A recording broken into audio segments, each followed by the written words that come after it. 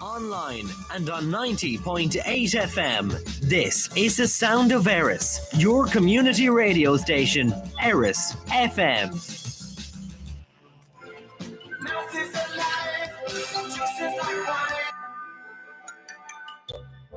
Alternative facts to that. But the point really is Alternative facts, 4 of the 5 facts he uttered. Look, alternative facts are not facts. They're falsehoods. Alternative facts. Any information that turned out to be so false and fake, out. I think it's a disgrace. And that's something Nazi Germany would have done and did do. Alternative facts. Mami Jagave, agus Falcher Oversha, go radio Pobble Eris, a Creelu, a Fod Eris, agus the Cantor Magurt, your Necha, Punja the Fem, agus Gujevin, Nis Denye, agus Nis Fodja Walla, and the Hashna Electrona. Johe and Claire Shacknul, a Deraheen, agus a Tree Hug, and Yen Mudne, Play, Kiru, agus Spinu, or Hursi and Tail, where Tesha the Leher and Fobble. And in Yen Madjirak to the Firiki, the Free Iriki, agus a Noi, the Brega Brada, Haskaru, agus a Skago and a Hele, agus a Nirin Glan and Nortu. Charlene Mashen, Gaji and Claire Shacknul, Alternative Facts. Now, Alternative Facts is your Saturday program broadcast live on RSFM between the hours of 1 and 3 o'clock on 90.8 FM. It is a program in which we, the panel, bring to your attention, discuss and evaluate local, national and international news as presented by the public. On the panel today, we have a full panel. Some of them are back from their wanderings, wherever they wander, all over the world, or all over the globe. Paul is back. He's on the right wing again, and whether he's right-wing tendency or not is something we're not too sure of. But in the middle here, centre field, Ted does a bit of wandering down the high seas, I think, and things like that. And on the left wing here is Misha Mahane, Eddie Dever. I just stay at home and do what I'm told. As if. No, hold on a minute. Now, kind of on the high seat today, the exalted seat, as we called it, the one in control of all the buttons and all the things that can turn us off and keep us quiet, is Rita. Yes, so if you get cheeky, I'll be turning your mic off. You'll be turning it off. Yes, we have to thank Rita for jumping in at the last minute and doing a show previous to this one all by herself, totally unscripted. Yes, it was a bit of a panic. Our presenter flying by the seat of her pants. Yes, I had to go on air last second unprepared, so leave the pants where they are now. Behave yourself. Yeah, hopefully it went all right. But hopefully, can somebody with the expertise of Rita has no problem. No oh problem well, Eddie, you're so charming. See, we're being nice and gentle to you. But be careful. You wouldn't know what might happen down the line. Don't worry, I've heard from James. Anyhow, we will endeavour to put before you our version and assessment of the presented facts, but of course you, the public, will be the ultimate judges as to whether or not they are indeed facts, alternative facts, falsehoods, or merely political spin. Now, I believe we're on the social media again today. We're on Facebook and where else? YouTube. Yes, we're streaming live on YouTube, and I will be putting the link to that up on the Facebook page. We're also online now, thank God, at last. So if you just go to RSFM, the website, and go to listen live, we're there. So you can tune in from all over the world now, Trust. Now, those of you who are publics, wherever you listen to us, you're very welcome to contact us at any time and join into the discussion or ask a question or contradict a statement or whatever. We'll be delighted to hear from you. But having said all of that, we'll continue on. We'll start our first part of the program, which is local news. But before we go on to local news, I believe that the effects of the storm Ian is still around in some places. Yeah, the phones are still out in certain areas, and people are gradually getting back, but it's taken a hell of a long time. It's taken an awful long time. Yeah. You were saying something about phones being out in some places, Ted. Yeah, the Auckland and Blacksod are still having difficulties there. And the funny thing part about it is that the landlines are affected as well as the mobiles. Yeah. That sounds a bit unusual. Or are they dependent on the Well, electricity they're all as the one well? now, really. With the fiber optic stuff, they're all coming down to one line. Francis has been a busy lad. Oh yeah, plus a few more. But yeah, I see them every time you go now. They're on the road. Anyhow, off we go to local news and car areas. I mean, they're very.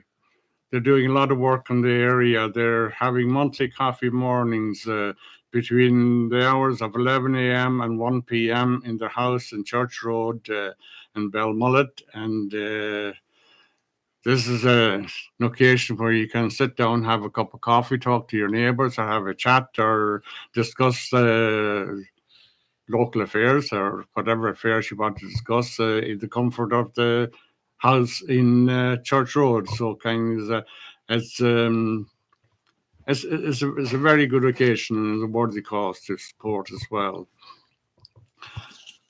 Also continuing in Aris and Sklora will be the Arts and Shenanigans program.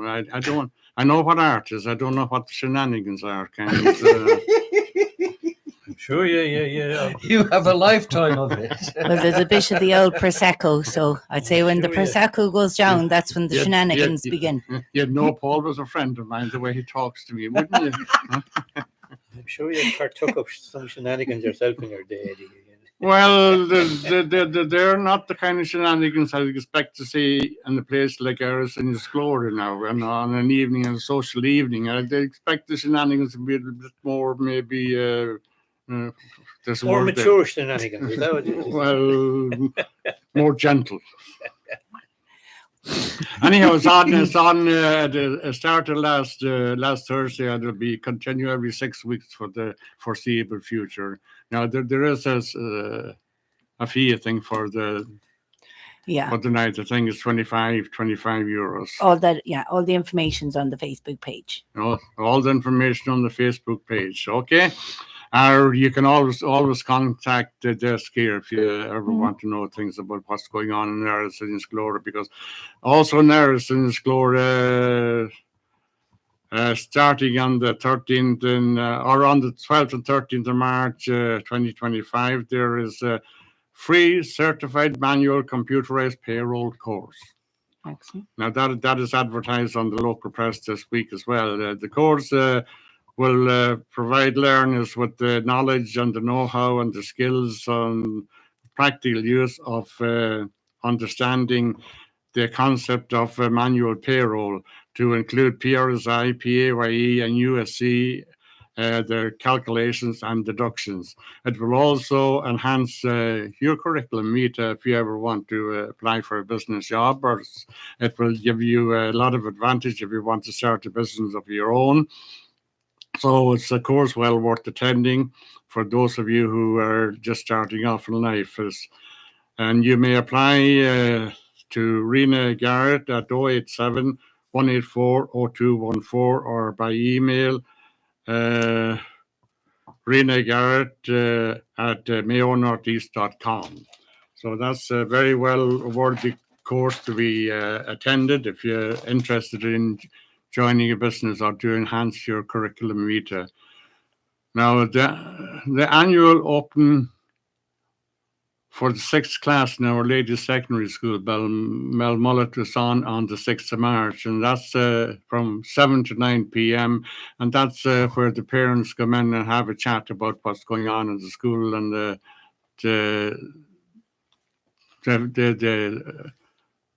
courses for the day and for what can be done and what should not be done. And best of luck to Aris players on the Pat Dean and Shane McHale, who are on the Mayo competition team, or in Killarney, a darts competition team in Killarney this weekend. Now, last Wednesday, on the 26th of February, the Ballyglass RNLI Lifeboat Fundraising Group had their annual general meeting in the Station House in Canal Road, Belmullet. The regional inspector, Brian Wilson, was in attendance, and he gave a short, brief talk on the affairs of the RNLI in all those islands of Ireland, the British Isles, Irish and British Isles. And he lauded the local branch on their achievements in the past year. The chairman, in his report, thanked all who helped in any way over the past year and welcomed the new members. There were a number of new members here, new volunteers, which is something that is a bit unusual at the moment, because the volunteerism seems to be on the way in. But for the RNLI, there was plenty there. I take it you were there. Pardon? I take it you were at the meeting, were you? I was. Yes. Hold on a minute till you hear the rest. You shouldn't be jumping the gun like that. I heard that's what you normally do. Paul's taking your role today, Eddie. Habertad has been well in the host. Now, you interrupted my flow of cant there, Paul. Where was I? No, the chairman, that's Michael Cosgrove. He thanked all who took part, and kind of one of the things he did was kind of people who are rostered for jobs during the year, if they cannot keep their appointment or keep the work that if they're not available, that they should arrange for a substitute to take their place, which is something that could have happened, that should have happened here today, and not put Rita on the spot that she was in. So, and the elected officers, the same officers were elected for the next year, which is Michael Cosgrove, chairman, Stephanie Gallagher, secretary, and Mary Carlin, treasurer. Now, there was a special occasion as well, kind of the two long-serving members, Nora May, and there was another one. There's a fellow that I can't remember his name now. Kind of, they got a recognition for their work for the past 30 years plus, and an emblem or medals were presented to them all, to both of them. I could fuck him and shoot Muratasha. Now, That's not the one you're wearing there, no? what's that? No. Do you want to loan my glasses, Ted? You can't. No. I'm not wearing any medals. Am I wearing a medal? I'm wearing nothing up there either. I see you're wearing a halo. But I think maybe possibly at the time, some people from Belmullet, from this area, do wear halos at times. And there's one of our residents here that was born and bred here, daughter of Sheila and Muirdick Riley of Bargseat and of Cairn one time. She is a professor of neurology now in the University UCL, College London, Queen Square, London, yeah. Institute of Neurology. Institute of Neurology. She was awarded the MBE. Now, she's a foreign national, and it was approved by the Foreign Office and the Commonwealth Office, and signed by the King Charles. So, that's Mary Riley. She's doing us proud over there in London, and long may she continue. She's got a very good resume. I mean, she's a former president of the Association of British Neurologists. She was inducted as a fellow of the Academy of Medical Science, and also she's a fellow of the European Academy of Neurology. So, yeah. I mean, she's at the top of her field. And she's very approachable, because I know of people here with some problems coming up in families that contact her about maybe multiple sclerosis or something like that. And she's always very approachable and gives advice. So, well done, Mary, and I hope your fame continues wherever you are. Here. Mm. Now, there was a great response to the Eileen Maloney darts competition in Maguire's Full of Thomas last weekend. 96 players took part, and the contribution to an excellent contest. congratulations to Harry the Wasp Bancroft, who beat Liam Donoghue in the final. It was a very tightly contested final of 5-3. Other two semi-finalists were Kevin Rowland and Martin Kane. A Mayo jersey was auctioned at the competition as well. It was bought by Sean Maloney for €330. And that's for a jersey. It wasn't just the price of the thing; it's just the fact that whatever was collected there was going to charity. But the jersey reached an auction, €330. The total collected on the night was €2,500, which went to Mag's Relief Fund. That's the Glenamoy lady that's in problems down there. In the ladies' competition, Jackie Maloney was the winner in a very tightly contested competition final against Anne King, and the score was 4-3. And the people wish to thank everybody who took part, not only took part, but contributed in any way to the success of the evening. The recent AGM, Fine Gael, the regional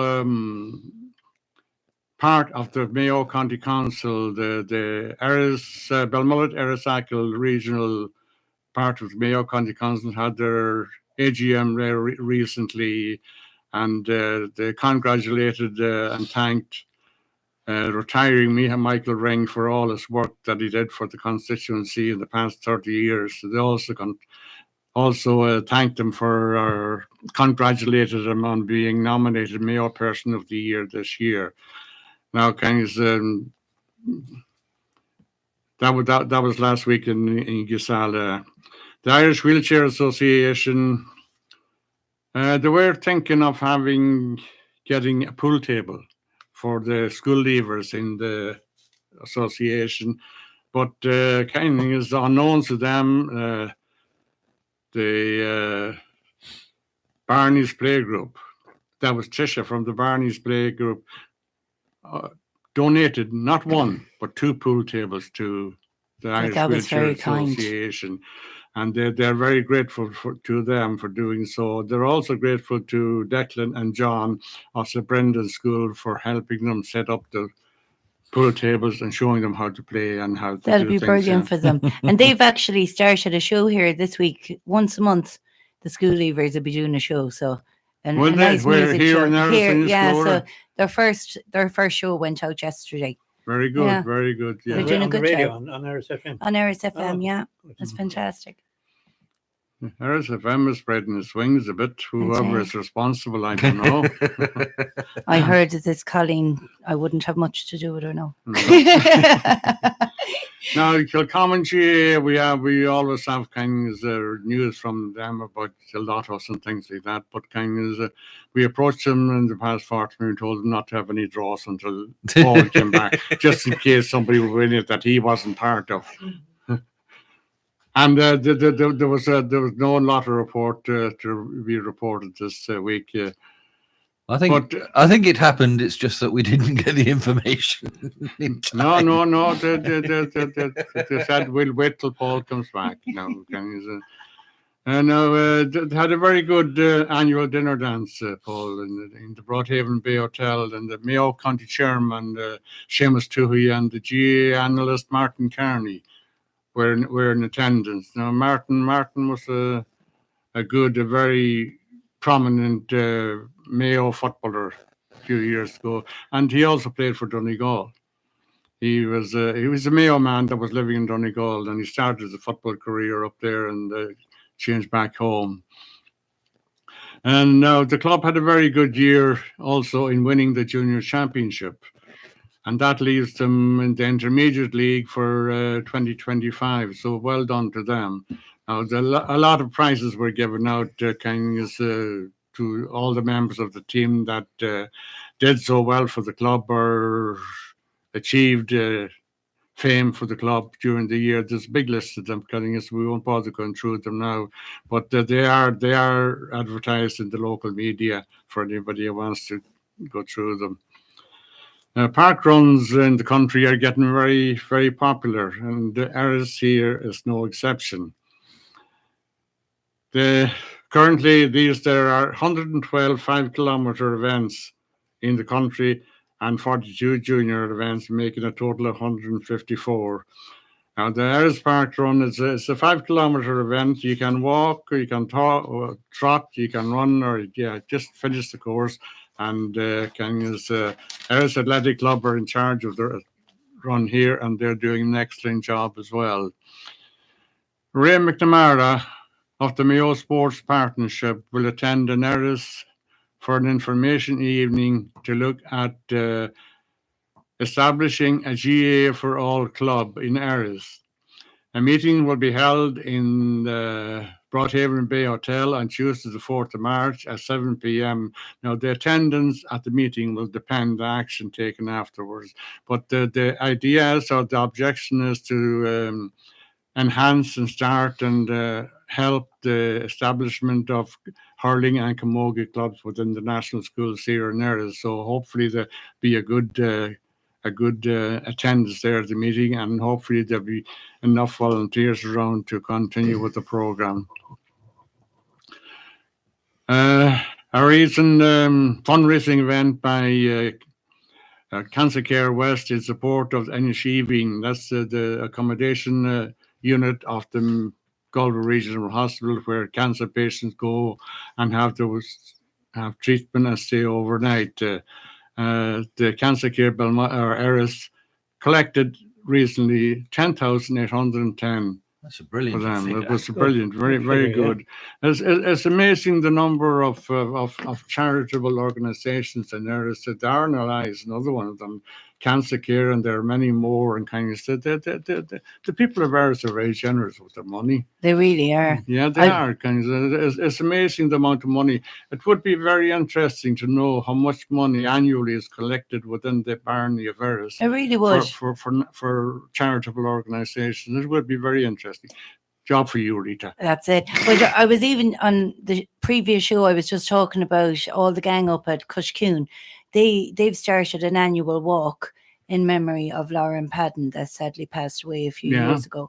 And so they've done 1,000 kilometres last year. So this year they've doubled it and they're doing 2,000 kilometres.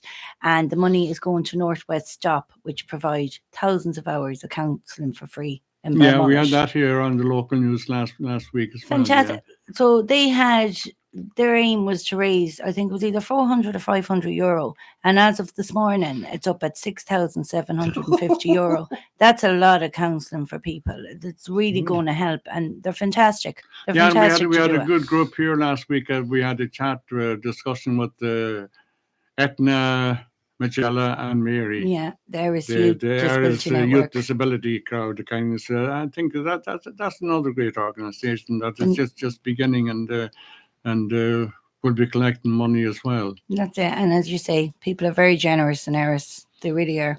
Mm-hmm. It's only when you approach people that you realise what it is. And that's it. Sometimes you nearly feel guilty for taking all that is offered. But it should. Long may to survive, long may to continue. There was only one lotto results that I got this week, and that was the Gaeltacht Lotto competition. And Pot d'Or was 18,500. Nero Ain Buacher, there was no winner. The Everhama, 2, 4, and 7. Excuse me. 2 prizes were won. 50 euro online went to Julian McNulty, and the 25 offline went to Eva Kennedy. And that's about all the local news, except that Derek Leary, the Minister for Rural and Community Development, has publicised the money that has been allocated for road development in Erris this year. And maybe if you throw a few buttons there, Rita, we might have a bit of music before we go on to the next item on the agenda.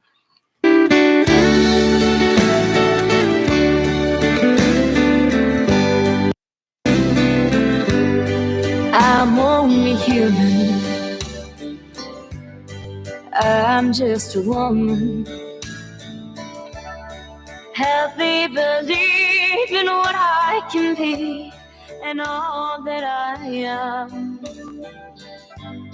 Show me the stairway that I have to climb. And Lord, for my sake, teach me to take one day at a time. One day at a time, sweet Jesus, that's all I'm asking of you. Just give me the strength to do every day what I have to do. Yesterday's gone, sweet Jesus. Tomorrow may never be mine. Lord, help me today. Show me the way, one day at a time.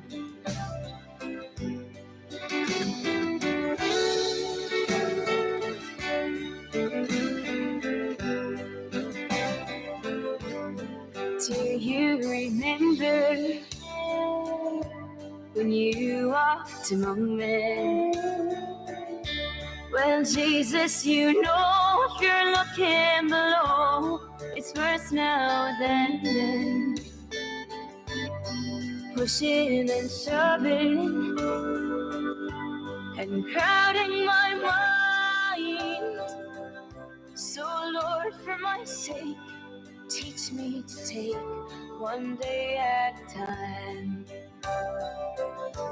One day at a time, sweet Jesus, that's all I'm asking of you.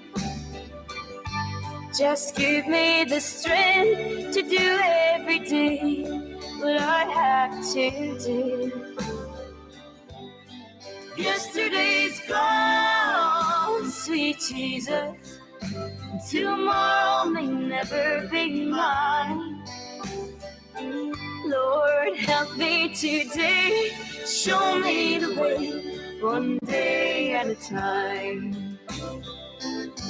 One day at a time, sweet Jesus. That's all I'm asking of you. Just give me the strength to do every day what I have to do. Yesterday's gone, sweet Jesus. And tomorrow may never be mine. Lord, help me today. Show me the way, one day at a time. Lord, help me today. Show me the way, one day at a time. Welcome back. You're listening to Alternative Facts here on Eris FM on 90.8 FM and on YouTube and various streaming platforms. You can get all the information from the Facebook page. Right, we've done the local news. We'll go on to slightly further afield. This week we've had a bit of a problem with the speed cameras around Claremorris, where hundreds of people have had their speeding convictions and their penalty points overturned, rescinded, because there was a problem with the certification of the cameras. Do you think that it was a good idea to put these cameras there in the first place, or Well, what was the main issue? I think the amount of accidents that were on that road was the issue. There was an accident there recently, wasn't there? Oh yeah. It's not so much the road itself; it's the the roads that come onto it, that join up with it. Yeah. It appears to be on the junctions that all these accidents are happening. There was a number of years ago, there's a local air scare was it's been- fatal accident there as well. Yeah. But I think they were a good idea, but it's getting to be a thing now with this. The paperwork wasn't done for the calibration of the radar components in the camera. Oh, God, They were actually working perfect and accurately, but They can't prove it. the piece of paper isn't there to say it was okay. So there's 1,871 people involved that will get points rescinded and fines rescinded. So a bit of a cock up, but that is getting very common now, and efficiency within the public service is getting very, very, very common, and it's happening in an awful lot of areas. It is. But when we come on to the national thing, we'll be having more of it. But I mean, that was over a 3-month period. There were 1,800, so that's actually 20 a day. Yeah, it's quite a lot of miscreants. That's the camera now that averages your speed when you're traveling from one Yes. area To another, to another. To just figure out the average speed, and if you're over the average speed, you get done for it. You get points or fine.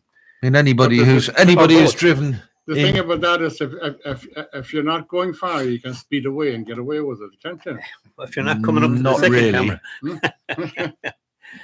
I think anybody who's driven in England over the past probably 20 years and been stuck on the roadworks on just about every motorway will know what the average speed cameras are like, and trying to stay below the speed limit. How long are they in operation in England?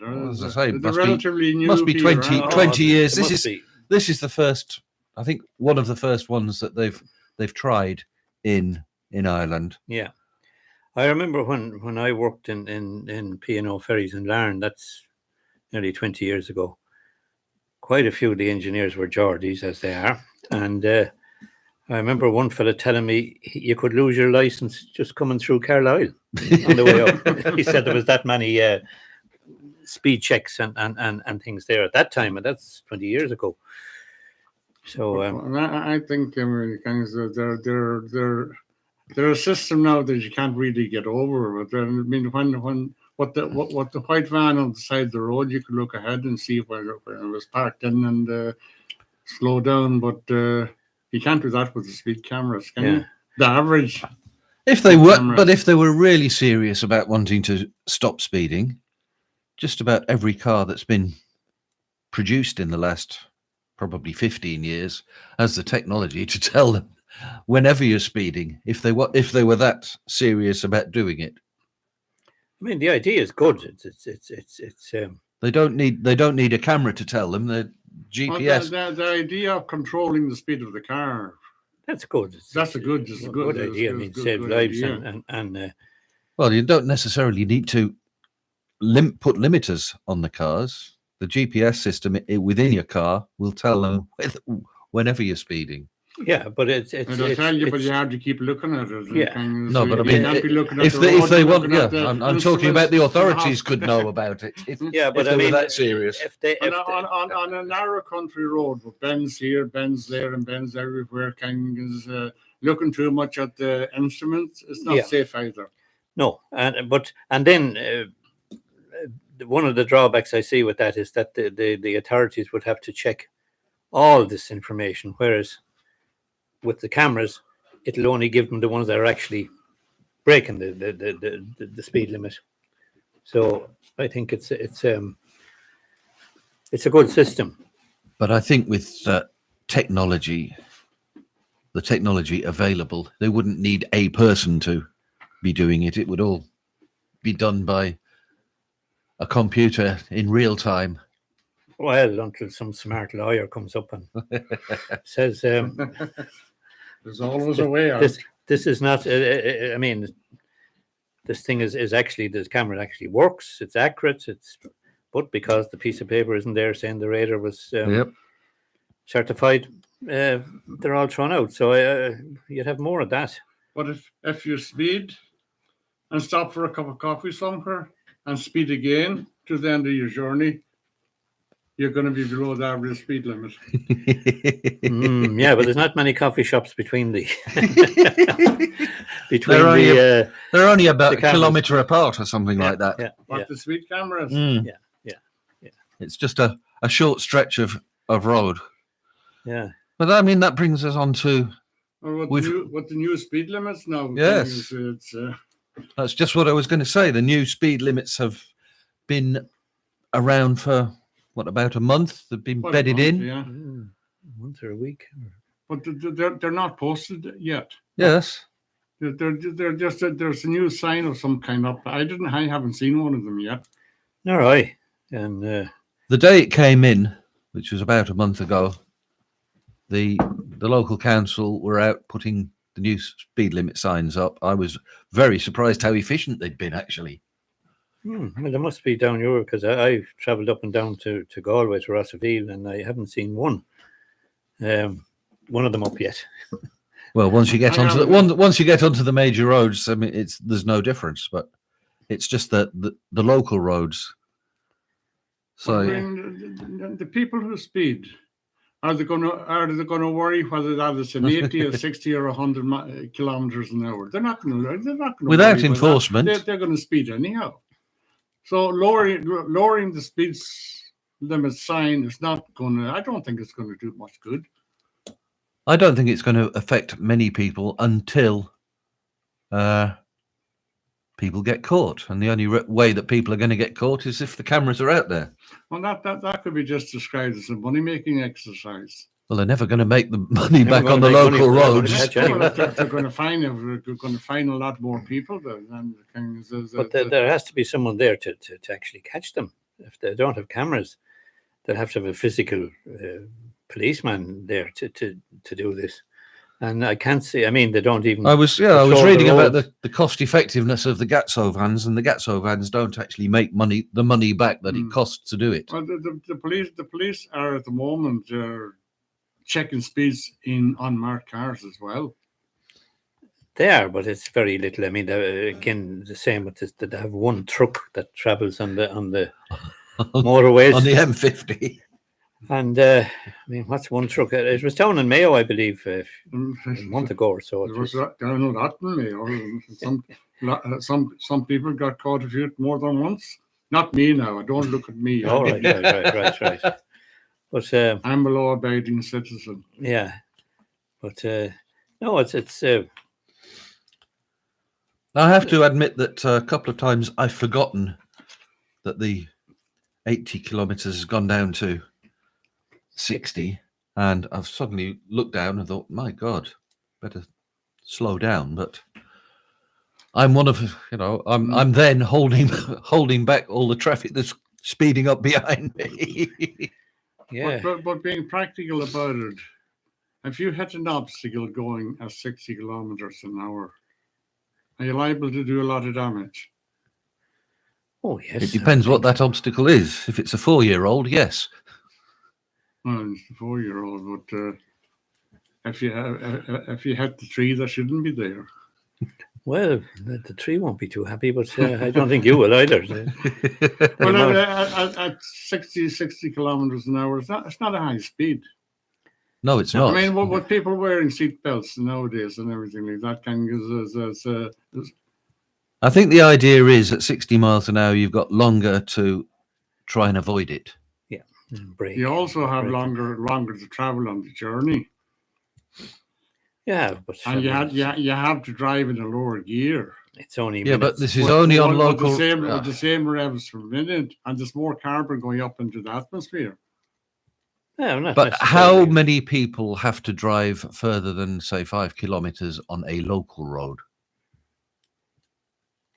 And the difference between traveling 5 kilometers at 60 miles. What's the Bellicoric to Castlebar? What road is that? Oh, that's an R road. That's an R road. Yeah. Regional road. Yes. And that'll still be 80 kilometers. Yes. Yeah. So it's only the local roads. Say, for instance, I was going back to Inver. It's only from Barnatra to Inver that would be affected. And that's 3 miles, 5 kilometers. And the difference in that is seconds. Well, that makes enough sense, yes. Yes. Plus the fact that these modern cars, if you hit them at all, do the slightest bit of damage to the bodywork, it costs an arm and a leg to repair it. Well, that's it. I mean, people still talk about the bumpers. Yeah.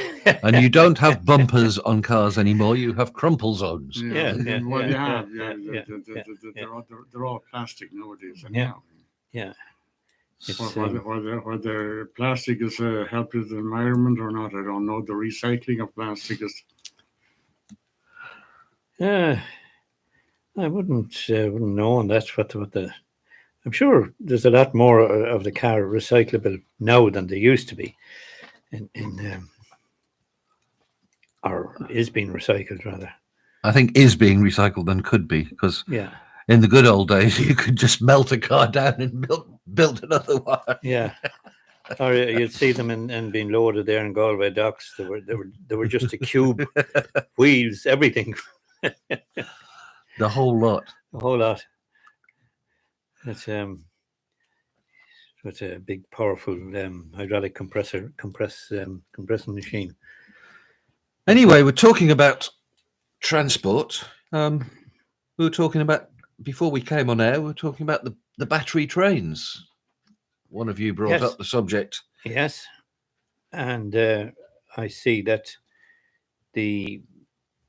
I presume it's the ESB will have something to do with it, that they're building a battery storage plant in Killala. Well, I think they're just not building a new one. It's the old Asahi site again. What do you mean by a storage plant? Well, that they will have a backup, the wind is blowing. New batteries available to power when they're needed, or recycling batteries, or no, a huge factory full of batteries. Yeah. To basically store electricity full of power and all them batteries have to be charged and recharged. Yeah. Well, there'll be solar or wind power charging. Well, all those windmills that are going around, sometimes they're producing more electricity than is needed, and sometimes they're producing less electricity than is needed. So this is a way of buffering it to even it out over the course of a day. They can transfer that excess electricity to the batteries, people in need, or to areas in need. Yeah. To a big battery, and then they invert it back. There is not only a national system, but there's an international system as well. There's a connection between here in Britain. There is, yeah. And Britain on the continent. And soon we'll have one to France direct from Cork. Yeah. The planning has been done for that, but that mainly will be us getting French nuclear power when we don't have enough wind to produce. Nuclear power could be a problem, could it? Well, the French don't seem to think so. They're one of the few in Europe that have kept it and actually increasing it, and they seem happy enough. What they're doing with the waste, I don't know. But, well, possibly what Britain did with all their nuclear waste. Bury it in the sea. No, but they buried it in Cumbria, and they're just hoping that it'll be all right for the next 20,000 years. Where does it go from there? Does it deteriorate? Does it compost, or what does it do? No, it's buried in deep shafts and old mines. And they just leave it there. It's embedded in concrete, and they just hope that the concrete will last long enough for it to become not dangerous. Did you say the hope? Hope being the big word there. But when you said at sea there, Eddie, they used to do that. They used to, yeah. Put it in drums and concrete and ships. We used to dump our waste at sea ourselves, didn't we? Well, that was a lot of the nuclear waste from Sellafield was dumped off the south coast of Ireland, and I did hear from one guy who was involved that he used to be an observer from Ireland on board the ship, dumping it. But in them days, the navigation, let's say, left a lot to be desired, and I think they didn't quite go to where they were meant to go. We'll say no more about it. But how did that affect the fish population of the seas? I mean, how about the They now have 3 heads. They now have 3 heads. No, but almost 50 years ago, I worked not far from Sellafield, about 15 miles away. And the Atomic Energy Authority in the UK used to come round to the farms. If any animal died, they would take that animal away, give the farmer the going rate for the animal on the hoof, and take it away for inspection. So if any beast died within about a 60-mile radius, it used to appear magically overnight within the 15-mile radius of Sellafield, at which point the Atomic Energy Authority would come and take it, give the market value, and everybody went away happy. But did many animals die within the area? Well, not what was the problem? They didn't die of any radiation. Lots of them died of old age. Natural causes. Well, I suppose if I had an old cow, I might do the same thing with it.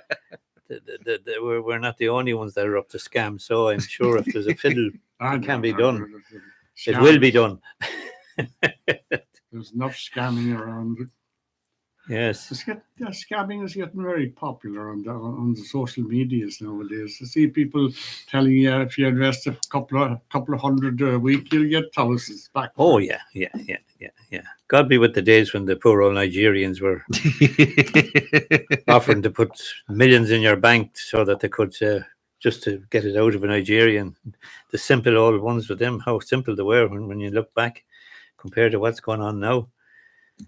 And if you listen to the radio, national radio every day, there's a new one every day. There's a new one every day, but it's very realistic how to present them as well, isn't it? Yeah. Well, and people of note are always the ones that are plugging for it. Well, they're being used. Their names are being used, but it's. But you never see any objection from these people. On the same well, media. Occasionally, the present Taoiseach has a court. He won a court case quite recently. I didn't know that. Yeah, he did, and someone else. Ryanair was on. Yeah, one of the RT presenters, Marion McCallaghan. She's won a court case against them, and the Taoiseach, Michael Martin. There are 2 that I know of that have actually won, but apparently you have to be very persistent to actually get them to court and pin them down. Well, who are you going to bring to court? Do you bring the operators of the social media, or do you bring the people who post them? Or is there a record of the people that post these things? The problem is that the people like Facebook and other online platforms have in the United States been given exemption from being liable for what's posted on them. I mean, I wonder why that is. And with the people in charge at the moment, I can't see it changing. But recently, I saw some figures for the UK. It said that in the UK, in the last year, 80% of financial fraud of all descriptions in the UK was online fraud. 70% of all financial fraud in the UK was on Facebook, with 10% on the other online platforms. Yet Facebook are really, really slow in taking down these fraudulent postings. I mean, so Facebook are actually gaining financially from all this fraudulent activity. But who's responsible for those postings? If I post something on Facebook now, how can anybody prove that it was me that did it? Well, this is it. This is why it's absolutely ludicrous that online platforms are not considered to be responsible for the stuff that they post. Well, do you know what? Doesn't it go to show financial gain is what's all behind it? Because scam after scam will come up on your Facebook page, right? But yeah, they're able to hone in on you for the simplest things. I'll give you an example. One time, Bill, who runs Really Great Tours, Black Sod, I was talking about him and something he had coming up. And I said, and Bill, the man behind Really Great Tours, and they picked up on that I was being explicit in my language, and that's a pure error saying like the man behind. And I was blocked from posting and everything. I had to get on to them to let me post again because I said that. They thought I was being explicit. But yeah, scammers can do what they want. It makes no sense. They can work at things, and some of them can be very, very genuine looking. It's very hard to figure out some scams. And it's going to have to be the EU, until the EU brings in a directive that says that online platforms are publishers and they have to be responsible. They're not going to give a damn. They will allow this nonsense to go on. They'll allow all sorts of scams and all sorts of deeply personal. The politicians of Europe or the civil servants of Europe, or it's going to have to come through an EU directive, because Ireland, although it's responsible for most of the big online platforms have their European bases in Ireland, they can't do it on their own. But if you think there's revenge porn that's allowed on these, and you try and get those taken down. However, if you were, for instance, a small local radio show, and you put on a bit of copyright music, you will be instantly blocked. And I know, if they can do that, we learned that, didn't we? Yeah. Why did you get blocked before? We've been blocked on several occasions, but ye rebels. And yet they're very keen on making sure that somebody's not losing an income stream there. Well, that's it. Once we're streaming on YouTube, we have to play all local artists, otherwise we'll be taken down. Yeah, well, I don't think we're complaining about playing local. No, well, we have fantastic, unbelievable musicians in this town. Now and again to play something other than local as well. Well, that's it. Yeah, but we have to keep an eye on the outside world as well. Mind you, that's fine, okay, but these companies paid the artists very, very little. It's something like a 0.0001% or something. Isn't that ridiculous? Ridiculous, like that. So that they're screwing the artist. Yeah. Pretending to be looking after their interests, and they're screwing you. The it's the men in the suits that make all the money, not the musicians. The men at the top usually make most of the money. Don't they? Yeah. It's. But there are some artists, and they're very, very wealthy as well. Yeah, but I don't think they're getting it through. No, they're getting it from gigs and things now, more so than musicians won't make money. However, if people who are posting on X, formerly Twitter, I mean, they can post the most rabid nonsense, but as long as they get enough engagements, they can earn big money. That's why most of the dross that I suppose, leaches out into the mainstream that comes from Twitter it's outrage. It's designed to make people outraged. Either the people who agree with the stuff that is being put down or don't agree with it. Do you think if we started singing here, we could make a lot of money? I don't think so. But in the thing, about all this stuff is the saying, if it's too good to be true, it is. It isn't. And people still don't get that message. It's if it sounds too good, Yeah, it is too good. Anyway, shall we go for a quick bit of music? And after the music, we have a guest.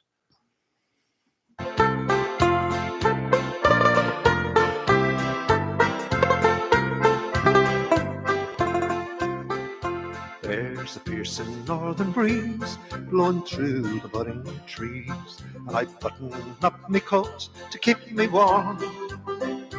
But the days are on the mend, and I'm on the road again, with my fiddle snuggled close beneath my arm.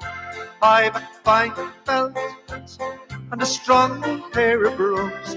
I have rosin in my pocket for and my fiddle strings are new, and I learn a tune or two, and I'm well prepared to ramble and must go.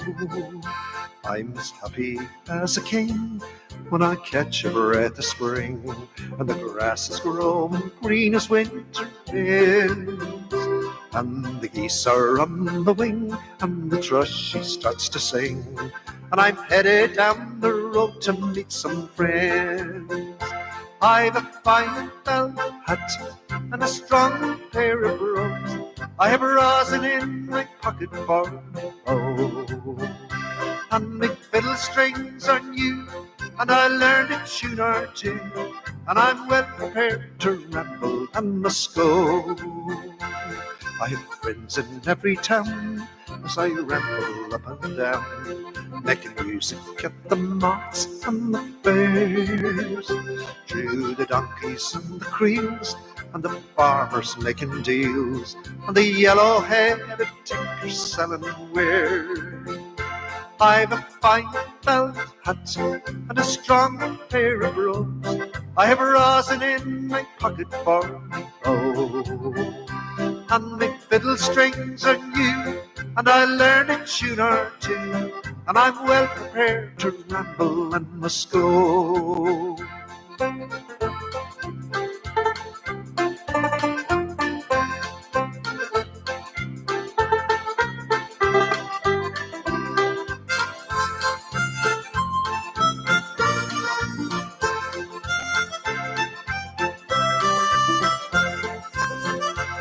Here's health to one and all, to the big and to the small, to the rich and poor alike, and foe and friends.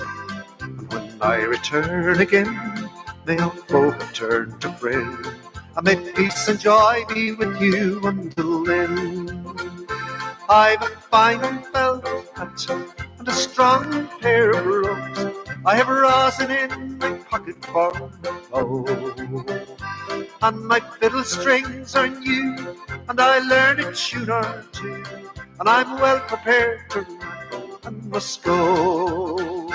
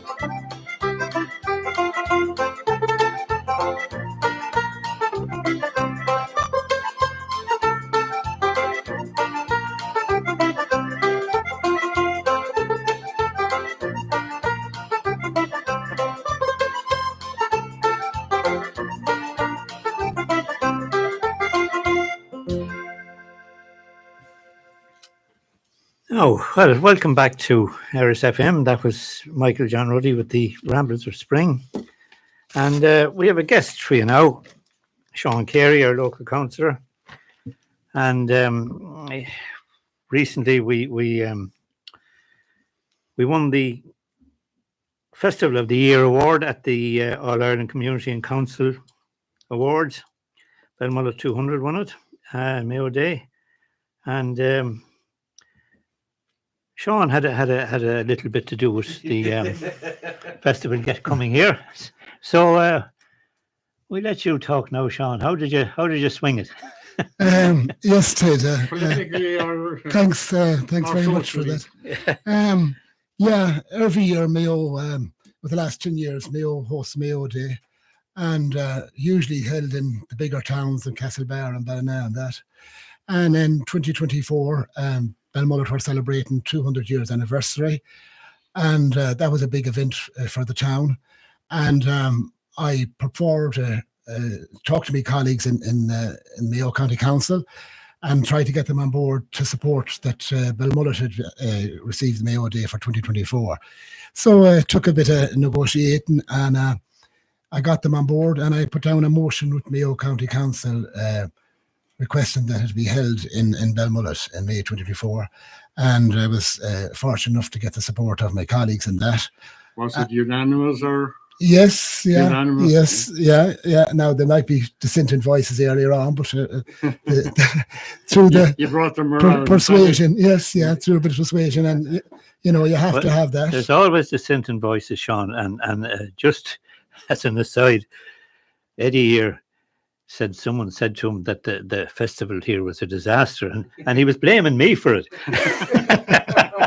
And it was anything but. I had to blame somebody, and I couldn't blame Sean Carey, could I? He's the neighbour. But it wasn't me anyway, Sean. No, I was here for it, and it was an excellent festival. Why did I think of you first? I don't know, Eddie. I know it was an excellent day in all fairness, and we were blessed with day and night. The weather too, was on our favour that day. It was dry, it was cold, but it was dry, and it brought out all the locals, and a lot of people came from throughout the county and further afield. I met people in Belmullet that day, and they were never in Belmullet before, and these were even people from within our own county.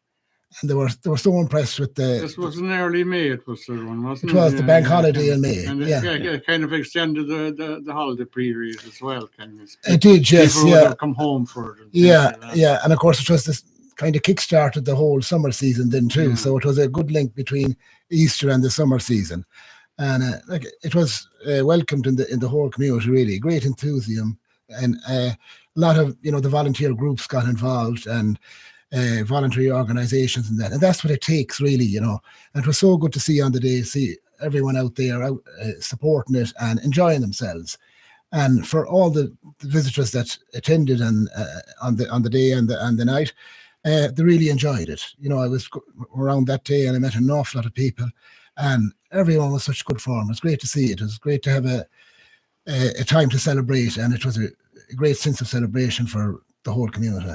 Yeah, and it was kind of took place on land and sea.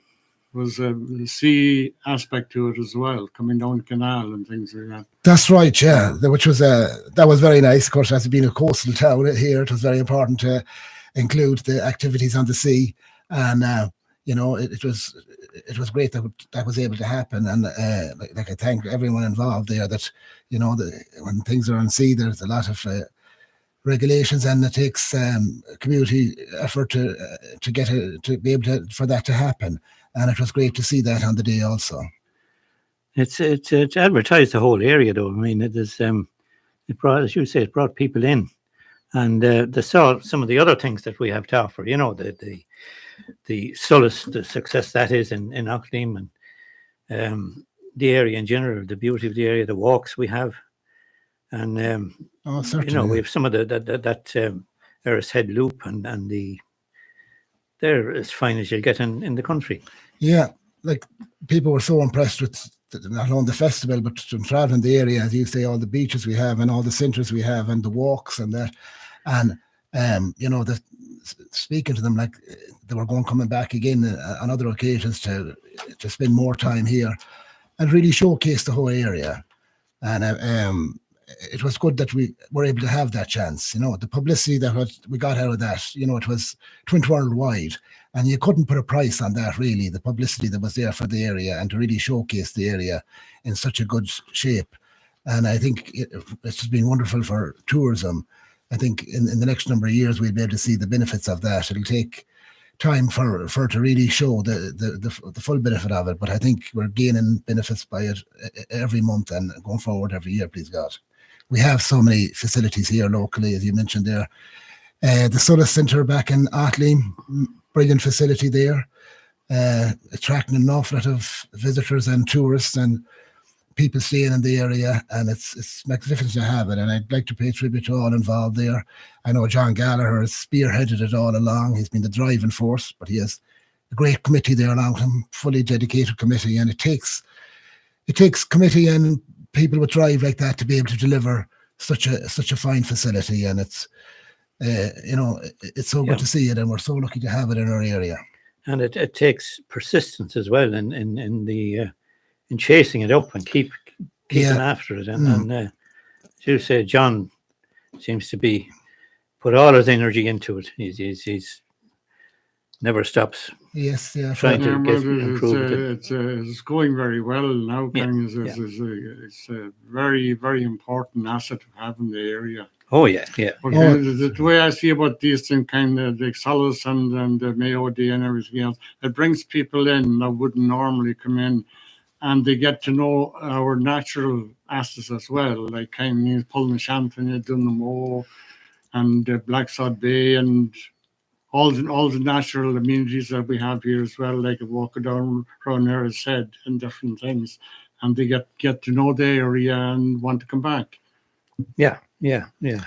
Unfortunately, the only naysayers you get are a few locals who say, "Oh, look at what it costs." But you'll get them. You get that everywhere. All you have to do is certainly to ignore them. You'll have that surely, but like, isn't it far better to have something like that? The money spent in our local area here in Erris, exactly, rather than being spent up in Dublin or the east coast of the country. Like, there's enough. They have enough. Yeah. Enough going there. It's great that we can get our share like that. And I wouldn't entertain that at all. Like, it takes hard work and dedication to be able to get these things to the area, and you should welcome them. And you have to have a driving force behind these projects. And like in Solis and Atling, we've had that, and it's so good to have that. And any project like that takes so much dedication and effort.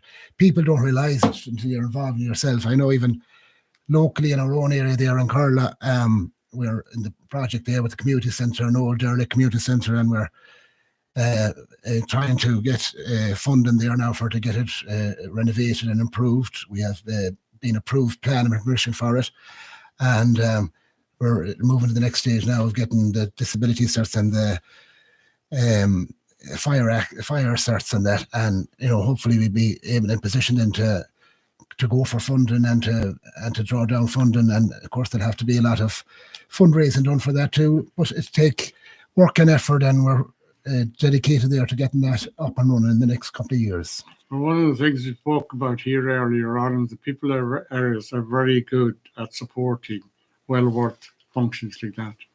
And I think the community centre in Curla, it was going very well at one time. It was an excellent facility to have, and I'm delighted to hear that it's being revived again. Yes, maybe years ago there was all activities going on there between plays and card games and indoor dances, yes, indoor football, and it was an amenity for the school as well. It was open to the school if they wanted to use it on a wet day or something like that to come in. That's and It's play around. Right adjacent to the school there, and going forward, that we're hoping that we work together with, there'll be an asset to the school going forward too, which it'll be great there. The school is such a good asset there, and so many children attending it there, and it'll be a benefit to them also. Oh, it will indeed, yeah. And keep working. Yes. You keep working there. What do you think we're sending you up to Castlebar for? Not for holidays now. No, it's definitely not a holiday anyway, and I wouldn't want it to be. But the tourism so important in any town, and even if you look now at Balmulla Tidal Pool and all the work that's done out there, like you go on TikTok, you see influencers coming down here all the time and making videos of them at the tidal pool and things like that. It's fantastic to see people coming. The thing is that there was a time in areas like Balmulla, not just Balmulla, or areas like Balmulla, anywhere along the west coast of Ireland, they were taken to be so far away from everything. Mm-hmm. But yes, we were far away from a lot of things.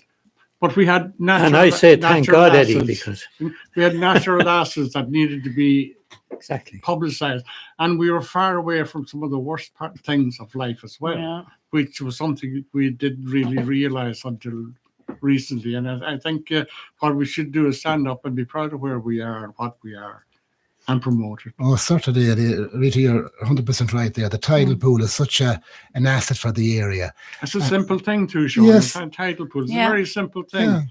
Yeah, and it's an exceptional asset as well. I was last July. I was there. There was an event there celebrating the 40th anniversary since it opened, and listened to the people there that were behind it in the beginning, and orchestrators of getting it there. And it was such a simple project, but so effective. Now, it was easier to get things done 40 years ago. The regulations wasn't there and that. I think it was done very simply and by local. It fell asleep for a few years, but it's back now again. It did, yeah. But it was great to have that there and to have it there with 40 years. And I think in COVID, it really came to light, when people had to be outdoors and confined space and it was a great outlet there for people to be able to go out and relax and swim and in open air where they were in a very safe location. And since then it has really shone and gone from strength to strength. Works have taken place out there in the last number of years. With the car park was there and the wall and access made to it there, and there's plans there now to repair the outside of the tidal pool wall. Of course, it's 40 years old now and it's the worst of repair, but there's funding in place now to do that and to do auxiliary works around there. There's a plan being put in place at the moment for these works, and I'd be hoping to have that it will have good input into that, and that we'll have a better facility there going forward. It's so important. Well, last year it was one of the top 10 tidal pools in Europe. So that's a great achievement. That's in Europe. That yes. was quite an achievement. There's a very active committee there at the moment. They're very active. Oh yes, and I must pay tribute to them there.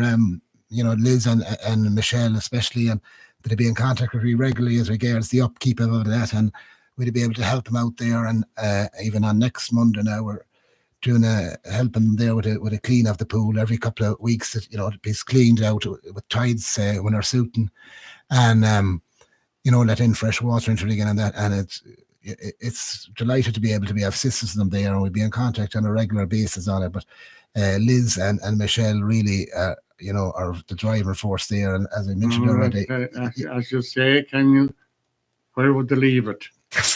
Their mother before there was a very good community worker as well, and she was recognised there last week as being one of the main or long service people up there in the lifeboat. Yes, I saw that on social media, and that was great that she was acknowledged like that. Fair play to you, and fair play to Norma. She's been throughout the years. She's been involved in many fundraiser and organisations. Norma, when she was in charge of the Western Strands, there was a very good sea angling club going at the time in the early, in the 60s, 70s, and 80s, up to 90s, and the people who would come in every year from different parts of the country, Norma would welcome them home.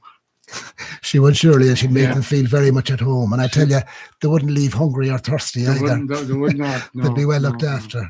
Yes. No, she did Trojan work in her day there in the hotel. But as you were saying there, Eddie, it just reminded me of a little chap I used to know who was a travelling salesman years ago, and he was from Dublin. But I used to meet him, and he'd say to me, he said, down, but going from Balmulla to Ackle, he said, I stopped the car and I'm listening to the radio, he said, And all I hear is traffic jams in Dublin. And he says, I'm looking out, I have not a car in sight. He said, it's great. Yes. And one of the benefits of living on the west coast of exactly, Ireland. exactly. Well, recently, my daughter said that on one of her social media pages, she saw that Belmullet had been voted the most underrated town in Ireland. Wow. That was on social media, was it? Yeah.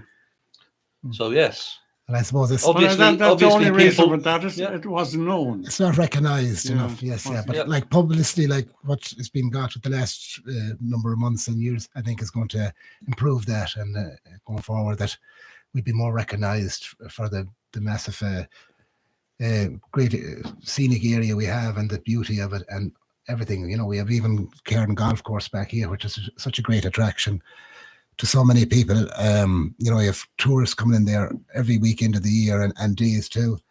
You know, you meet people down the town, and they're back, and they say, you know, that they've been back playing golf in the golf course, and you know, it's such a great course to have.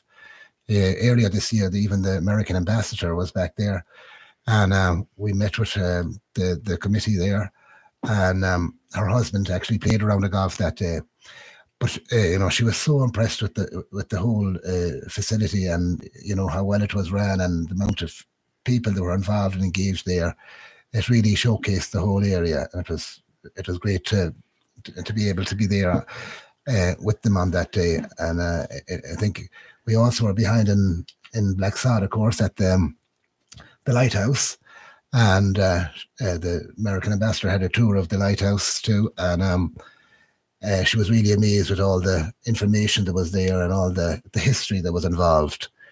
And you know, it was good for the area also to be able to have someone of that caliber come into the area and to be able to showcase the whole community. Unfortunately, she's the ex-ambassador. Yes, that was under the Democrats, of course. It doesn't matter, but Cairn Golf Course is internationally recognised now, and so is the Blacksod Life Station, internationally recognised, and they're two great amenities to have in the area. Yeah, there's a lot of stuff that and we also have the skis and the sea safaris, and we could again revive the sea angling. Sea angling was very, very important here at one time. Yeah, it sure was. There's lots little bits of history that has people, even the locals, aren't aware of. Like, for instance, Ellie Bay was the backup base for Foyne's flying boats during the flying boat era. Not many people. And Blacksod was internationally recognised. The bay was internationally recognised as well. It was. It was a Royal Navy anchorage. It's a deep sea bay, I believe. You know, the immigration. Although that has been Solis has done a great job on that. The immigration from Blacksod. Yes. Which covered the whole of Verus, and even Achill. The people came from Achill to immigrate. Yes, and as Eddie mentioned there, the Inishkees, like they're great. The islands out there, there's so many visitors now. And there's history. There's history to the ski islands as well. Yes. And Thomas Vaughan Riley wrote about the ski islands as well. He did, Yes, he has a book written on them. Sure, I think he has another one coming out. I think so. Yeah, I think he's working on them. And of course, when you come over the road, then you have the Ishka Centre there in LA. You know, which is very, very well recognised too. Very well, yeah. It's Ishka, Ellie, and Atlium. Now they have a place in Atlium as well, haven't they? That's right. Yeah. So there's so many students coming there and partaking in the sports, like, and learning the Irish, which is a great way, I believe, in learning it. But that's a big promotion for the whole area. These the young people, when they go away, they've been coming there now for years, and they've gone away, and now their families are coming back to it again. So it's great that continuity is there. Well, it was one of the first centres in Ireland that taught the Irish language through the medium of sport. Through an adventure centre. Yeah. And kind of it was acclaimed at the time as being an excellent idea. Oh, it certainly was. It was very fair. People learn from enjoying themselves, and That's it. they learn an awful lot more than being sitting in a classroom. Oh yeah. Yeah. Certainly, yeah. Yeah, you'll see the kids with their come Tishka and they be in town in the summer doing their little treasure hunts, and it's great hearing them run up down the street talking Irish. Like, Yeah, and do you know, as you say, it's because it's fun. It's different when you're sitting in the classroom and it's been, you know, yourself, what you're like when you're a child. But when you make it fun, it makes it more Well, interesting for them. when you have to go to school to learn anything, it becomes a subject. That's it. And you learn enough to pass the next exam, and that's about all you do. Yeah. And you forget about it when you get outside. That's what But something when you learn it like a disc, you carry it through 24 hours a day. well, when you're making it conversational through the day, do you know, it sticks more, I think. Yeah. Got a father booing yet. Yes. The there's quite a lot of history that has seemed to have been forgotten and disappeared. I mentioned one there with the Ellie Bay being the backup base for fines for the flying boats, and then you had Frenchport, which was one of the transatlantic cable outlets. It unfortunately it didn't come to fruition. It was a bit late getting into the game, but nevertheless, there was a station there. Frenchport is kind of unique in other ways as well. The rock formation in Frenchport is very, very unique. Yes, I think it's some of the oldest rocks in Europe. In the world. Yeah. Probably. Yes. Yeah. And kind of similar rocks are on the North American continent. Yeah. In Greenland and it's funny that the peninsula is split in two. The south half from Ellie south is granite, and from there north it's the Greenland Well, type of stone. the country came in two halves as well. The whole country. It came in two pieces from different areas. Yeah. But that's geology, so we won't go into that. I don't think any of us have But so is there any future plans on the horizon for Erris, Sean? Well, there is, of course, yeah. See, in Balmullet here now, they're applying for this RRDF funding, Rural Regeneration funding, and Balmullet is getting the first option on that now to apply for the funding, and they're currently putting the application together. There's big plans there for the Shantech and the streets, Key Street and Main Street, and that public realms, and a plan is being put together now at the moment for that, to apply for funding and hopefully be successful in that funding, and to really improve the area, which there's a couple of pockets there. I know a lot of progress has been made in the last few years, but as I say, more needs to be done, and hopefully that when we're successful in this application, that's going to make big improvements to the area. Yeah, there is kind of a creeping derelict buildings coming back into the town, which is a pity because it didn't have them. There was only one, I think, in the whole town 10 years ago. Now there's a few slipping in. Yes, and it's unfortunate to see that, but I think there's work underway, I think, and most of those that hope that to be hopefully, yeah. And derelict buildings can be restored when the need or the force arrives. That they're easily restored. Well, that's it. Yeah, once you have the structure there, it's once easier. you have the site and the structure. Yeah, and especially in town, like where you have the infrastructure, like close to all the sewer connections, and you have your water and everything there right beside you, and connections.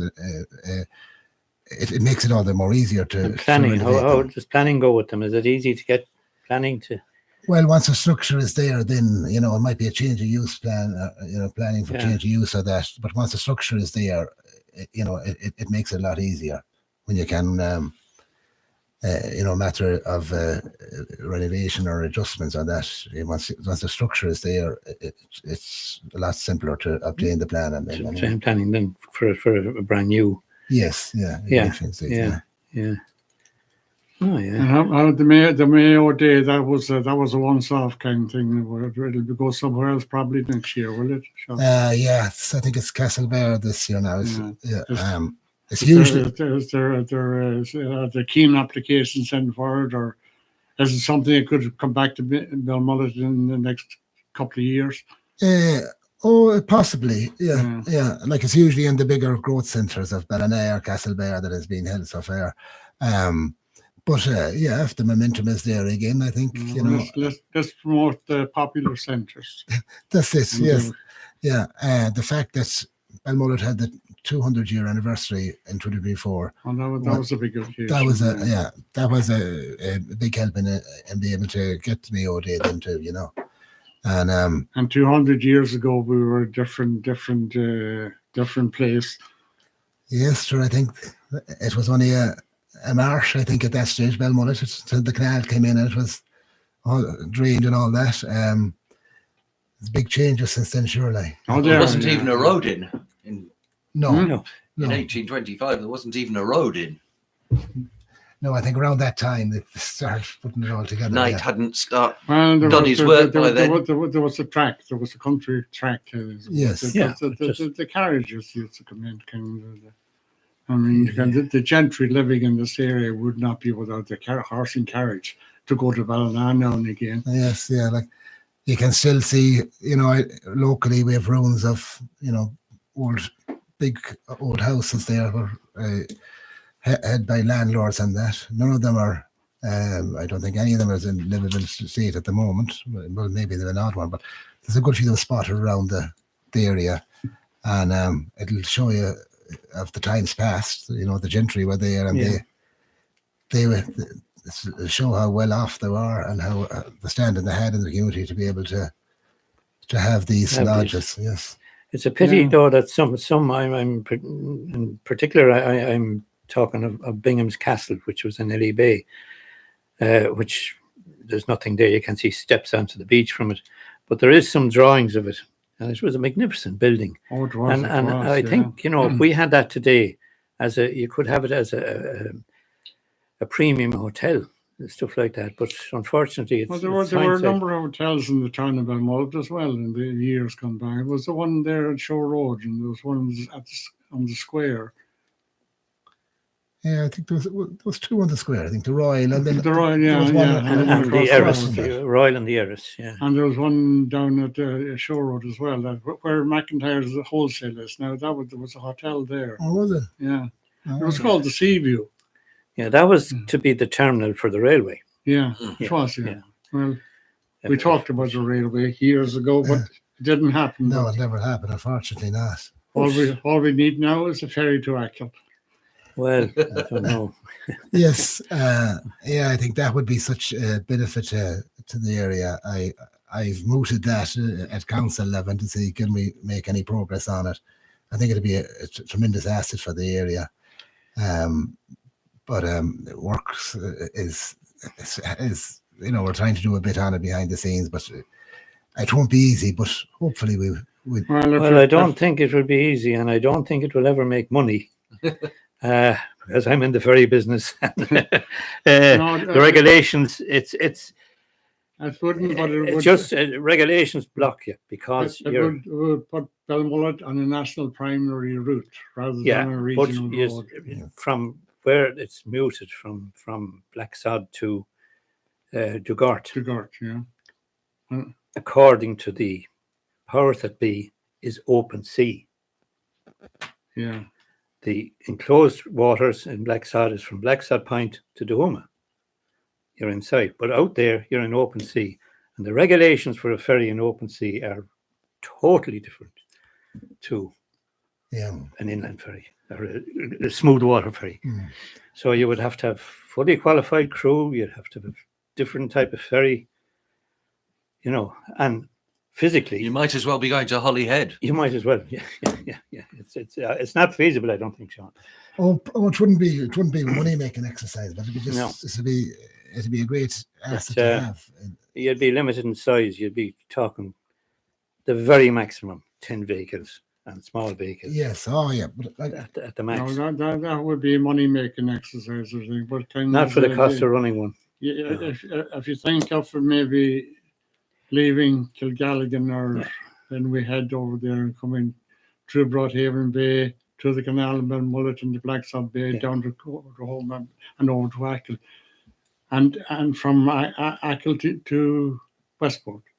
For all practical purposes, it's an inland waterway. You could get like the Shannon. You could have cruises along it. Yeah, that'd be it. But the object of a ferry is to cut out a big road journey with a very short sea journey. But you're not talking a short sea journey, you're talking 5 miles. Yeah. Which is but it'd be more of a tourism attraction than being provided you're willing to finance it. To lose money on have it. To be subsidised heavily. There's the man now. They have to be subsidised heavily. Yes, of course, you mentioned Carrotide there, Eddie. Yeah, that's a great location down there. Also, that the Shanskell down there and the great activities going on down there with Strassa and our team. I've been down there a number of occasions. Down there and an Ehog Gale out there last October, November time, and great atmosphere altogether and great. It's like a lot of people in Ireland, they're using their culture and their heritage to promote the area, and they're doing the Shanskell has done an excellent job in the past number of years. And there's a lot of people there, and it's a good asset to have. And there's the Chahawatch is still there, going good as well. Yeah. Oh yes, yeah. Chahawatch. I mean, there was Scailge and Berla married together, but Chahawatch. Yeah, great work went on there. During the war, it went up. There were lookout points. Yeah, so we've had some of them dot around on the headlands. Sure, there's one in Glosh as well, wasn't that? Lookout point. The tower of Glosh. That's from the Napoleonic Wars. Yeah, that was there's a lookout point on Erris Head, and there's one at Ballyglass also, I think. And the one in Ballyglass was a Lloyd's signal station. The one in Erris Head was a coast watching station. Oh yes, yeah. But Ballyglass was built by Lloyd's in the old days. Anach Head. There was, and Blacksod or Tarman, yeah, and then the next one was Achill. Yeah, but the in the old days before ships had radios and they'd come in with a cargo loaded on spec in the States, a cargo of grain or something. They'd come in close to Erris Head and they'd signal their name. And one of the first telephones in Erris was to Ballyglass for that reason. And they'd ring London and see where am I to go with this cargo, Portsmouth, France, whatever. And then they carry on. And that was what that station was in Ballyglass. Sure, there used to be a cargo ship coming from places like Sligo and to Pickle Point. Oh yeah, but that was. But these were ones coming from. They had the set routes. They were the congested districts boards was involved in that. But these ones I'm talking about, no, these were international, and come across the Atlantic, no communications, and that cargo could have been sold 2 or 3 times during the crossing, and the final destination would come from London to Ballyglass and signal the ship and go off. Oh, very interesting, isn't it? Yeah. There was one in Crookhaven in Cork as well, and I think there was one in Donegal. There was one on Tory Island. Tory Island, yes. No, Tory was a focal point for many aspects of it. Yeah. That's where the Fowlery were. They remember the Fowlery, one of the tribes that came to Ireland. Millenniums ago. Yeah. The Fairbolg. That wasn't there yesterday now. What? That wasn't there yesterday. Oh no, that was going back a year or two. I think that's before your time, isn't it, Eddie? No, I was still around then, Paul. But it's just, there's lots and lots of history here that hasn't emerged from No, the and years gone by. there's a lot of history. There's older people there. There's a lot of history, and it'd be great if that was, recorded. I was talking. Yeah, I mean, you have some people like Thomas Van Riley and Vincent McGrath down in Carrotag, and you have a lot of people in this area that write books and that are doing it, of course. Yeah. But I was talking to a person the other evening now, and he was saying his mother is over 90, and she had a load of history there, but she's not willing to let it be recorded. She'd rather not. If she knew she was being recorded, she wouldn't be as free with it. So, like he said, he's been trying to be able to capture it on recording. Get her talking with a hidden microphone somewhere. yeah, I suggested that to him, surely, yeah. But like there is people there like that still has the stories that hasn't been recorded. I know an awful lot has been, but and it's dying down. You see, each generation, less of it is coming through. That's the thing. I remember as a young fella at home, all the islanders, most of the Inniskea Islanders were still alive who had been come ashore and they were living in Glosh and Sergio. Richard Walsh in particular, I remember. And Richard's stories, like I to this day, I still regret. Of course, the tape recorders weren't around in them days, but I regret so much the stuff he told me, and it's gone. Yeah. Well, there was a lot of folklore gone like that, but some of it's still alive in the people of the area. Yeah, some of it, yeah, but it's, as I say, each generation you lose more. This, yeah. I mean, Richard's stuff on a lot of Richard stuff. There's a book, Irish Whales and Whaling, about the whaling stations in Inniskea and Ely. That was a big project as well. It was, and that Richard supplied. Very, very important to the area. Richard supplied a lot of the information for that book. And there were a lot of whales around at the time that are not around now. Yeah, and well, they're coming back.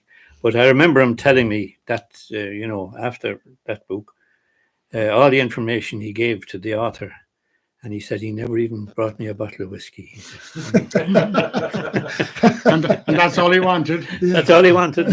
Some little bit of appreciation. Yeah, on that note, Sean, we will free you up. I'm sure you probably want to go and watch the football. A few things to do before that. That's it. But thank you so much for coming in to us today. We really appreciate it. Thanks, Rita. I enjoyed it, and I'd like to wish you well in your endeavours here. And thank you so much. It's great that you have this here. I know it started, I think, years ago. I think my neighbour, Edith Gertie, was very much involved in the start. She was fantastic. No work. I'd just like to wish her well and thank her for getting it off the road. That would have been a lot of work to do that. And fair play, it's been in good hands since. Oh, thank you. Thank you so much. Well, I think we'll take a bit of music and then we'll be back with Paul, Eddie and Ted again.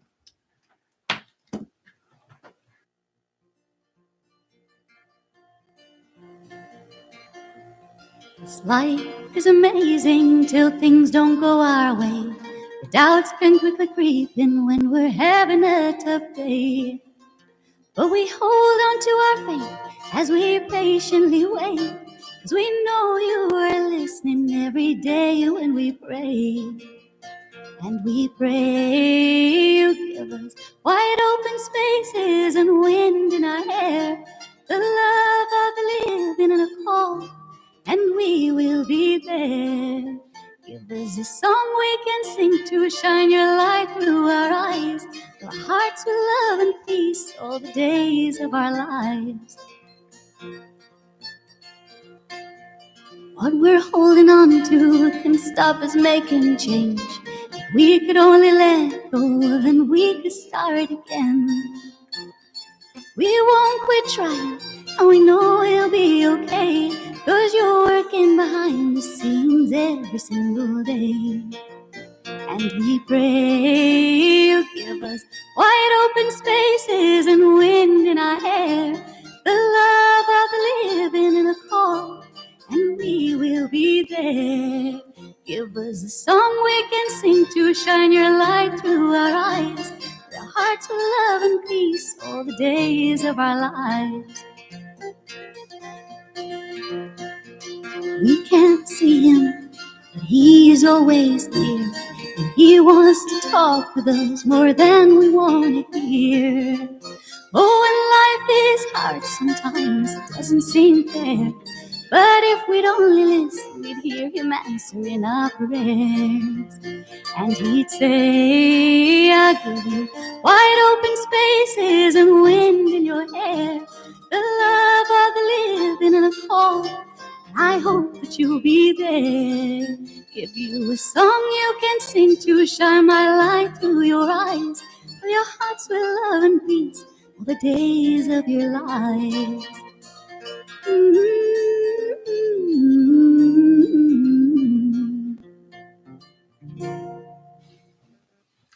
You're welcome back here to Alternative Facts on Eris FM, on 90.8 FM, and also on YouTube and Facebook. You'll be able to find all the information of where else we are streaming and can be caught up with. That was Joanne Garrity with her own composition, Wide Open Spaces. Right, before we were so rudely interrupted by Sean, we were looking at national news, and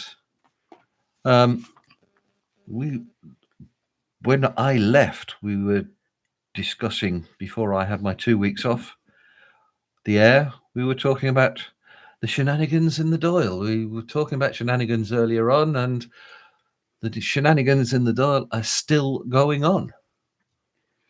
Yeah, they seem to be getting nasty.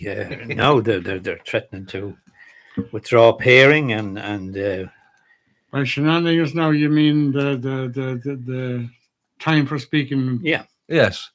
A part of the government to get opposition. Yes, the government are in opposition. Yeah, you could call them. You could call them shenanigans, all right. Yeah.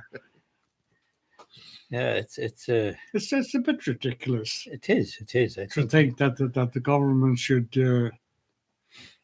be also part of the opposition. Doesn't make sense in any way, shape, or form. No. But I mean, I don't know what kind of mentality the likes of well, we won't name any names, but some of them independents that are supporting the government, the mentality of those people that they think they can get whatever they want. Yeah, and the government are kind of acceding to them, and they're now want to compare the Dáil to the House of Commons, where their latest excuse, or whatever you want to call it, is that all backbenchers should be let talk like they do in the Houses of Parliament. This is, I think, to cover up. Well, their own backbenchers, the government are claiming that their own backbenchers don't have any speaking time either. Well, there's only one thing for them to do: go into opposition and leave the government to somebody else. No, in Westminster, the choice is there. You have to have a system. In Westminster, if I was a dictator here, I would have no parties at the Dáil at all. There'd be all independent TDs, and a group would get together to form the government. I used to work for a senator in Jersey, and he told me that in the Jersey Parliament, it's all independents.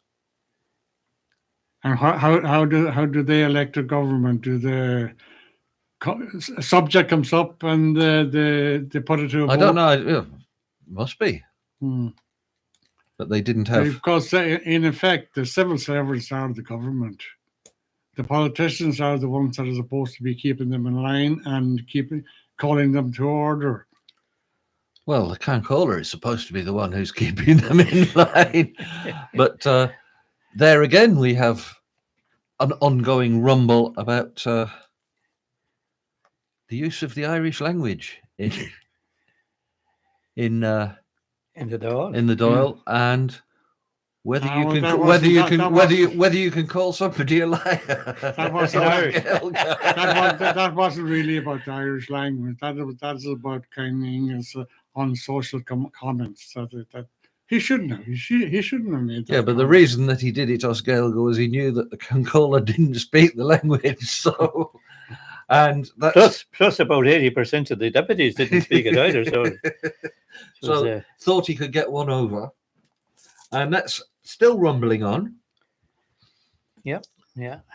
So, and but the whole thing is farcical, and there's a lot more than that going on. I mean, they're rumbling on about this 125,000 for the X-ray machine, The and scanner. the National Scanner, and the National Gallery, plus the bicycle shed and the porch, the security porch, which cost about 1 point something million, and the wall, the shed and the wall, $500,000. But you don't. It just shows the But there's no accountability, Ted. No, but it Nobody just is shows held that the priorities. There's a far bigger one going on in the country, but because it's a maritime affair, there's no word of it. 30 million development in Rossaville. It stopped. There's a hole in the water there, and all the Cassians were made. They had to be taken away and stored. It's a total scandal, and not a word in the Dáil or in the national press about it. And it's costing 30 million to the taxpayer. 30 million. Sure, look at and it's holding up. It's going to hold up. There's no fishing industry left for the Galway people. The harbour there is big enough for the amount of fishing. But this was going to be the base for putting the offshore wind on Scared Rocks and that. And that's going to be held up due to this as well. So it's a total farce. Like that hasn't been mentioned. There are many other things. Look at the election equipment there a number of years ago. Oh yeah, and it was stored. Not only that it cost millions to purchase it, but it also cost millions to store it every year. Where is it now? We don't know. Oh, it was cannibalized, recycled some years ago. Eventually, but is money down the drain? Oh yeah, definitely. But I think that you're saying that there's no accountability. People are trying to gain political capital out of these costs, that the Office of Public Works. Yeah, of course. And yet the person who's doing all the finger pointing was in fact in charge of the Office of Public Works when the scanner was bought. Yeah. And so, that if you start trying to make political capital, you've got to make sure that your backside is well and truly covered. Well, that's going on all the time. They had another incident in the Dáil there. It was mentioned. There was an IRA man died in Belfast who was responsible for all sorts of murders, and the Sinn Féin party carried his coffin. Yep. And proclaimed he was a national hero. And then they're on about the Israelis and the Gaza, and yet they give hero status to a murderer of their own. It's all a farce, the whole thing. I don't think you can compare the Gaza situation to the Northern Ireland problem. This man planted bombs that murdered women and children in a bar. Is that right? That's but so how can he be a hero any more than the Israeli soldiers killing Palestinians? Well, how can Eamon De Valera or Michael Collins and all the Well, that was a different. How can they be described as heroes as well? That's a totally different. You have to look at the whole picture. No, you do, but it's the IRA was the consequence of the problems of the North. They weren't the cause of it; they were the consequence. Well, regardless, murder. I'm sure that murder is murder. There was a time when the IRA, by the people of the Northern Ireland, were called the Iran way. That's what they were referred to. And there's a lot of problems. You have to go back to why Northern Ireland was established in the first place, and how it was established, and how it was maintained, and how it was decided that it should be maintained. Apart from all that, Eddie, regardless. And the trouble started by the nationalist people looking for civil rights. Regardless of who, what, when, where, murder is murder. Regardless of who does it, carries it out, whether it's IRA, British Army, loyalists, it's murder. And to give anyone who is capable of that hero status is not, I'm afraid I couldn't see the sense of it. What do you call it, just war nowadays? I don't think there's such a thing. What's in Ukraine? Are the Ukrainians, are they entitled to defend themselves? Oh, they're entitled to defend themselves, certainly.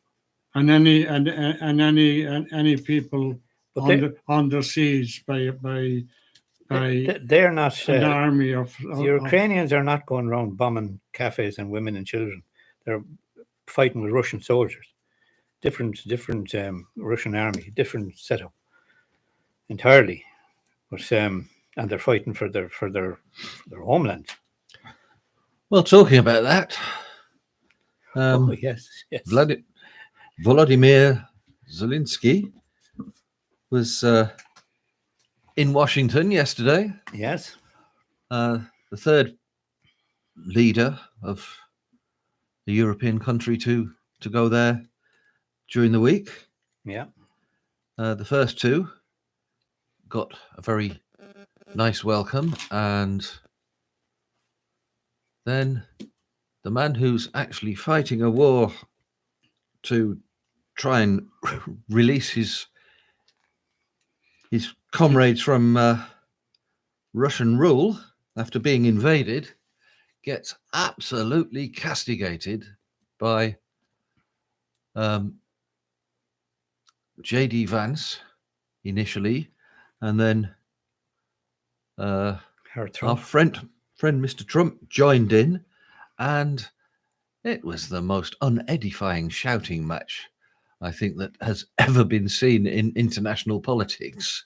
I think it was a disgrace. It's an absolute disgrace. And just before we go on any further, I'd like to read out something that's only short, that a Republican person, Liz Cheney, which is high in the Republican Party, said about Donald Trump. Generations of American patriots from our revolution onwards have fought for the principles Zelensky and Ukrainians are risking their lives to defend. But today, Donald Trump and J.D. Vance attacked Zelensky and pressured him to surrender the freedom of his people to Putin, the KGB war criminal who invaded Ukraine. History will remember this day, when an American president and vice president abandoned all the standards we stand for. That's now from a senior Republican Party member. Well, I would say an elder statesman, but I wouldn't. I think it's very true. What she Very said. true. Very true. Unfortunately, Liz Cheney is on the sensible but small side of the Republican Party. So her voice will be not taken seriously by an awful lot of the rabid Trumpites. Well, Trump was trying to hold the attention of the radical left, of the radical people of America. But surely to God, there are more level-headed Americans there to stop him on the way he's You would going. wonder. There's a very interesting article in today's Irish Times by David McWilliams, and it's well worth reading. And basically what he's saying, imperialism is back, and it's being led by America. Well, I said the last time I was on, about Trump wanting to force the Palestinians out of Gaza, that it would be the Trump Gaza Plaza. And lo and behold, 2 weeks later, he's actually promoting the Trump Gaza. Well, that's for his own personal gain. Yeah. He's not worried about the Gazan people or the American people or anybody else. He's worried about what business he can gain. He can get, and the raw materials. I mean, this deal he was trying to force on Ukraine was, give me all your raw materials. And the same in Greenland. He wanted the metal, there's the manganese, resources titanium, lithium of Ukraine. That's what he in wanted. Ukraine. Yeah. And the same. And he's willing to support the likes of Putin. Yeah, and the same as in Greenland, and he's after that as well. And well, the thing that really grated with me is that his full outrage at Zelensky wanting to prolong the war was that he was sick and tired of Russians and Ukrainians dying. So he wanted Zelensky to sign the deal to basically give half of whatever's in the ground in Ukraine to the United States. A complete shakedown. A con man using mafia tactics. A mafia tactic. Yeah. I mean, the Don is probably the right name for him.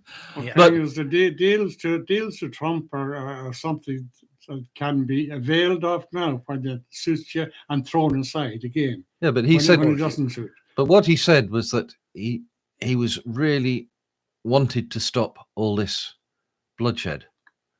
And then he said, if you don't sign the deal, I'm going to walk away and you can all die. Yeah. What kind of what kind of humanitarian aid is that? But the annoying part of it all is that he has, how long he'll hold it, I don't know, but he does have support at the moment. He's got 20%. From a certain American people. 20% of the people, but I don't see the nonsense that went on yesterday. I cannot see any normal Republicans. Thuggery. No, I can't see any. You know, there is the MAGA 20%, but I can't see.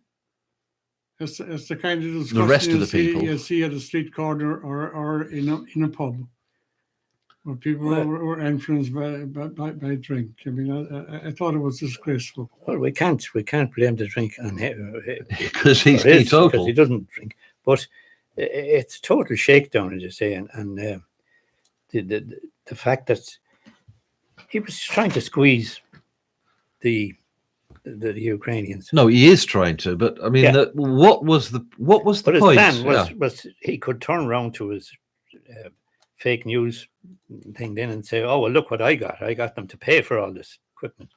Apart from the fact that equipment that was supplied by the states, which was nothing near the amount of money, it was all junk. It was all stuff that they were going to destroy anyway. And they were actually charging $45,000 for 40-year-old Humvees, which were worth about $1.50 for scrap value. Scrap value. Yeah.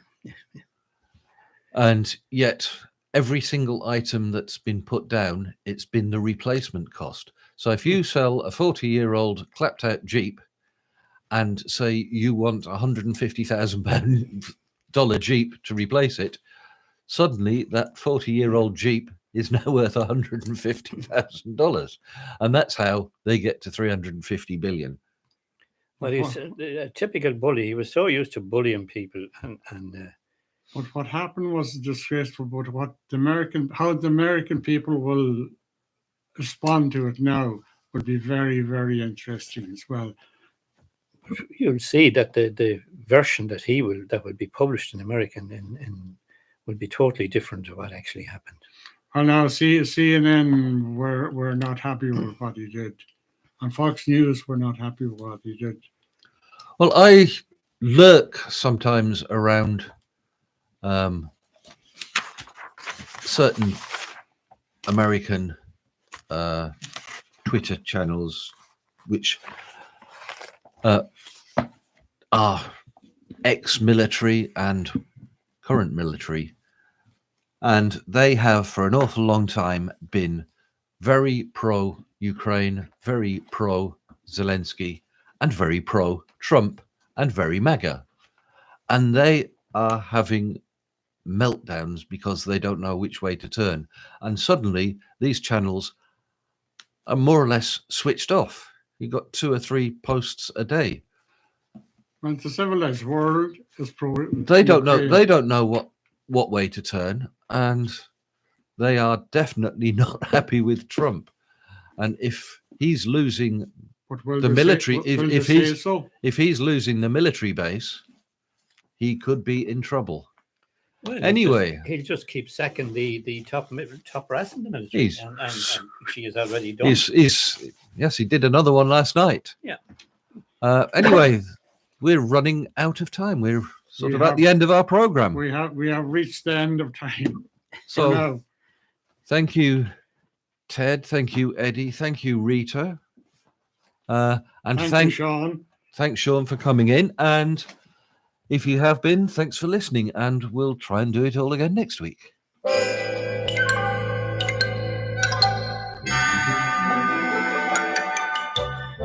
Alternative facts to that. But the point remains. Alternative that facts? Alternative facts, 4 of the 5 facts he uttered. Look, alternative facts are not facts. They're falsehoods. Alternative facts. Any information that turned out to be so false and fake, out. I think it's a disgrace. And that's something Nazi Germany would have done and did do. Alternative facts.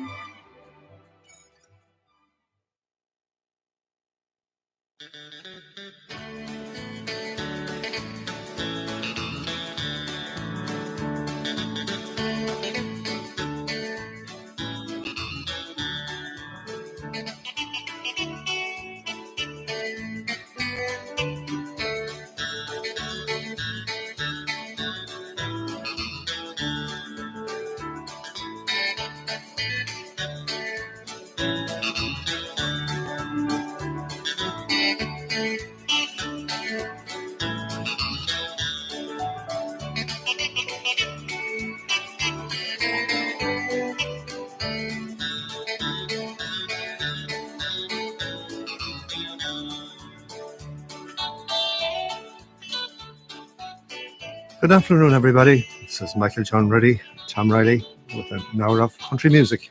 We hope you enjoy some of it. We're coming to you on 90.8 RSFM from Belmullet Town on the northwest coast of Ireland.